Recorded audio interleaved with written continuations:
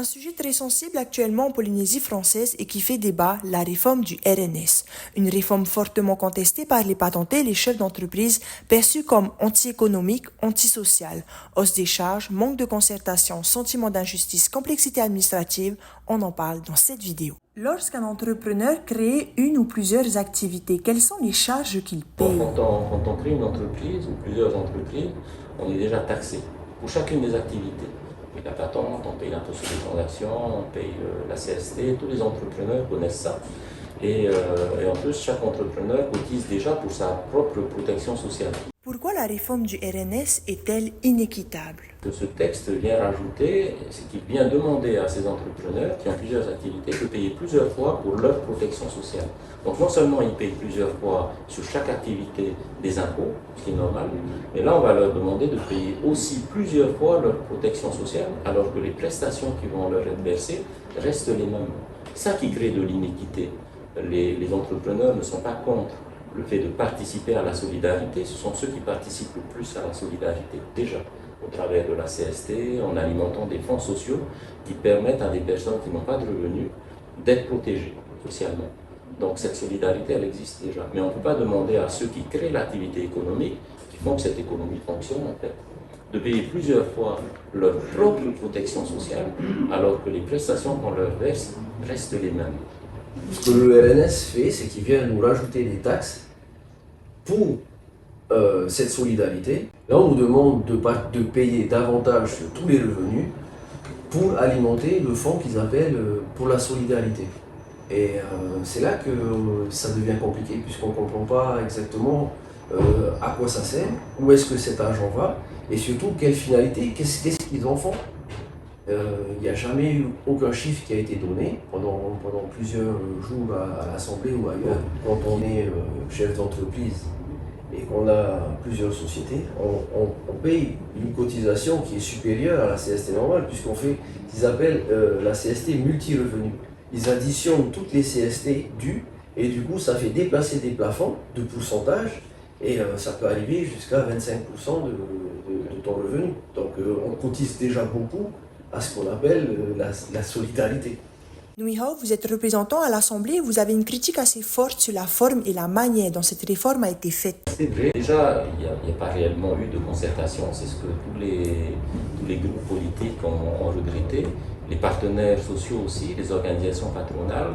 On voit bien que dans cette soi-disant réforme, le seul objectif c'était d'aller chercher plus d'argent, sans nous dire de combien, comme Jonathan disait, on a besoin pour équilibrer les comptes. Et ce que je trouve regrettable et ce que beaucoup contestent aussi, c'est que finalement les élus qui nous proposent ces réformes-là n'ont jamais vécu le parcours d'un entrepreneur. Les charges à payer, les délais, les pénalités, les majorations.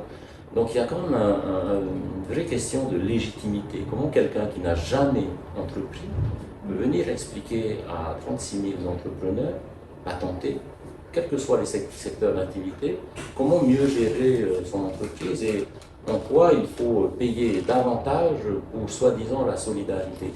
Cette question de la légitimité, elle se pose de plus en plus parce que une grande partie des citoyens sont quand même mécontents des élus, du travail qui est fait pour organiser la chose publique. Et en fin de compte, il y a une exigence maintenant des citoyens sur les lois qui sont proposées. Là, on voit dans le cas du RNS que, à part aller chercher de l'argent dans les poches des mêmes, il n'y a pas vraiment de projet, c'est un peu ce que tu disais tout à l'heure.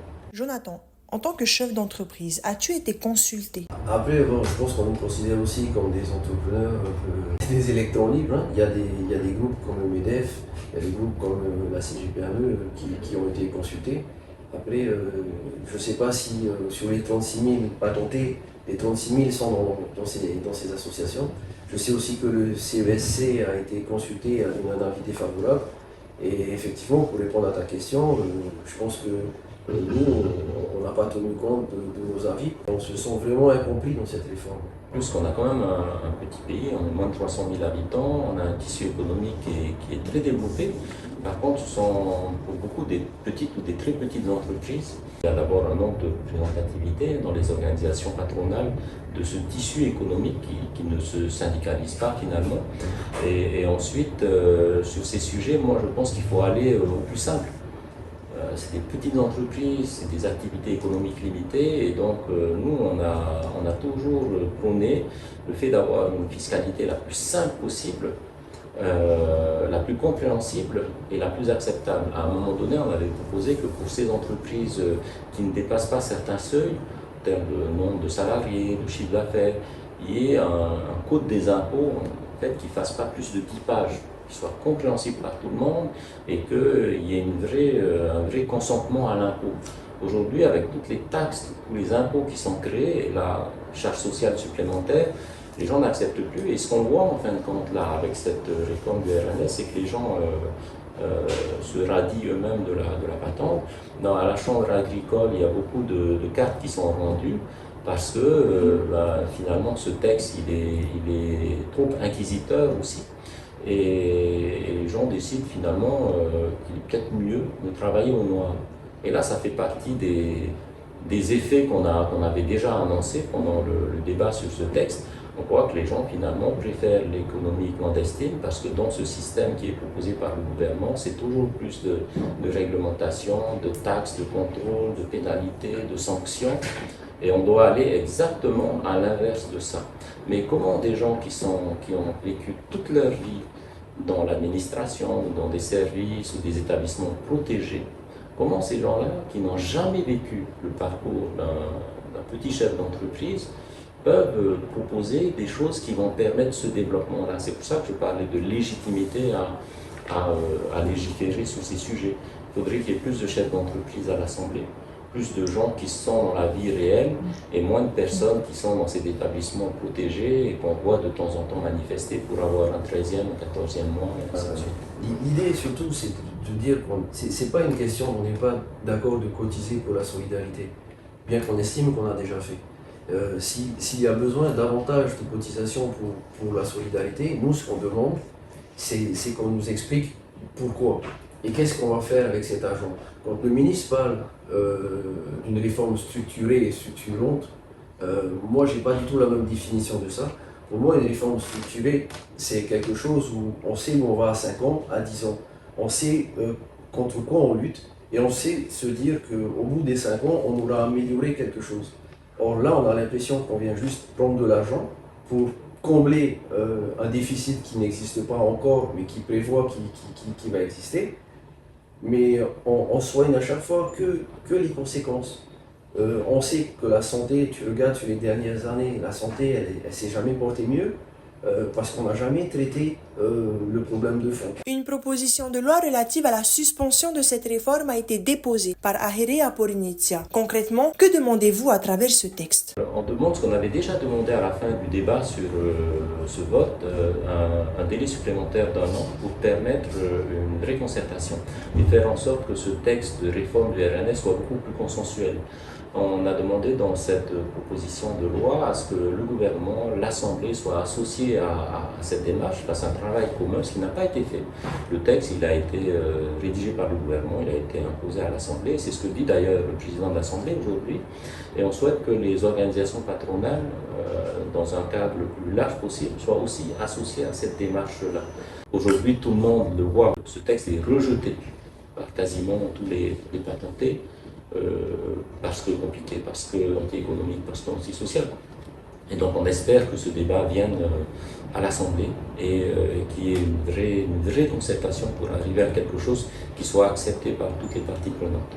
Au-delà des patentés, il y a aussi des personnes qui se sont serrées la ceinture toute leur vie pour acheter des biens immobiliers, qui aujourd'hui se voient taxés sur un bien immobilier. Et des fois, quand on entend parler, on a l'impression que mais eux, ils ont plein de revenus. Sans doute aujourd'hui, mais pendant combien d'années ils ont remboursé des prêts à la banque, ils sont privés de beaucoup de choses. Moi, c'est ce que je vois aussi sur les réseaux sociaux, on parle de rentiers. Ceux qui ont des maisons à louer, mais ces maisons, elles ne sont pas tombées du ciel. Oui. Elles ont été construites, elles ont nécessité que les gens fassent des efforts, se privent, empruntent à la banque, et on doit payer la rénovation de ce qu'il faut rénover, et ainsi de suite. Donc, ce clivage qui est fait entre, soi-disant d'un côté, les riches, les rentiers qui ne veulent pas contribuer à la solidarité, et les gentils, est complètement stupide de mon point de vue. Et ces personnes qui investissent, parce que c'est ça, qui croient dans leur pays, qui mettent leur argent, qui mettent des efforts, on ne peut pas les taxer comme ça en considérant que ce sont des rentiers. Il y a beaucoup de gens qui travaillent dans ce pays, quelle que soit leur position sociale. C'est pour ça que nous demandons effectivement à ce que le texte soit remis sur la table et rediscuté. Déjà, la réaction aujourd'hui de ceux qui travaillent, c'est de dire qu'est-ce qu'on va donner à nos enfants comme motivation à aller créer de la richesse dans notre pays. À force, tout le monde va vouloir être fonctionnaire et puis à un moment donné, qui va payer pour les fonctionnaires? Ça, c'est aussi la question qu'il faut qu'il soit soulevée. Qu'est-ce qu'on entraîne pour les générations futures en disant on va vous taxer si demain, si comme aujourd'hui, ce qu'ils veulent mettre en place, c'est que le travail devient la variable d'ajustement de chaque problème, à un moment donné, quand on aura taxé 60%, 70%, il va rester quoi à taxer pour pouvoir faire vivre ça? Donc il faut vraiment aller sur la cause et agir dessus et pas juste sur les conséquences.